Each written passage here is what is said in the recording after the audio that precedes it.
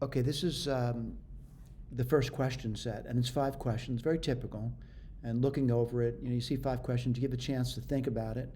I'm not going to say they're easy questions, but you know what? Maybe they are easy for you, but maybe they're impossible. Maybe it's going to take you an hour to do one problem. Maybe it takes you 10 minutes. Maybe it takes you a week. Maybe it takes you time to think through the problems. But your bottom line is you try, right? Then, of course, at some point you get stuck or you wonder, am I right?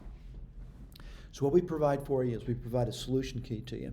All right, this is 5 questions, and we provide a solution key. All right, but there's some similarities between the problems. Say over here, there's n plus 1 terms on top over here, and then bottom line over here, you got some terms over here. It looks like 99 terms on top, by the way. All right, and it looks tough. It really does.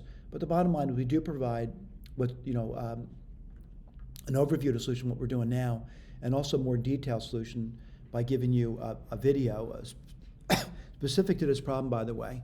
And we also give you in the blue area what my work would look like. All right.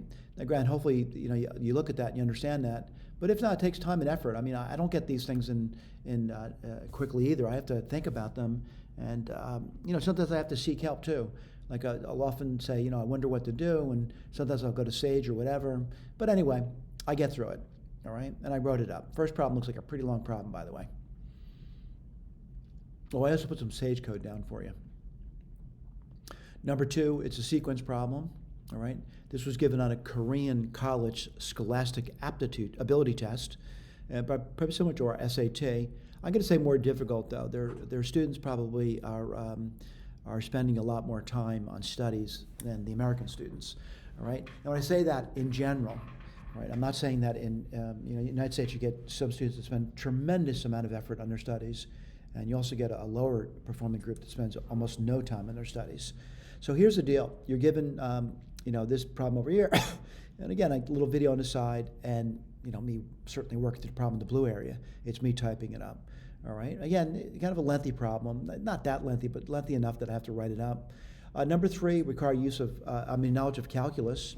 And it's not an easy question, by the way, but it says, over here, it gets that description of the problem, at least we have going through it, and also a video over here. There's also a figure on page 129, page 704. That might help you out, all right? Wow, looks like a long one.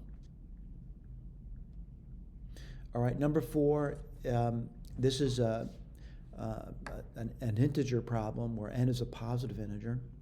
And they're asking to solve that equation for integers. And again, going through it, you can watch a video if you like, or just simply look at my written solution if you like, whatever works for you. There's also a little video down, not a video, but an image of that as well. Number 5 was that nested root problem. And I go through that, and certainly I write it up. I also provide video support for that. That's right next to the question, by the way. Whatever works for you, by the way. I'm not going to say videos do work for people. They may not work, nor is the written solution going to work for you. It does require some information, prior information, to be able to do these things, like the symbols and things like that. And that brings us to the end of that. I notice there's also some Sage over here, which probably you should be looking at and learning how to use a computer algebra system. Thank you.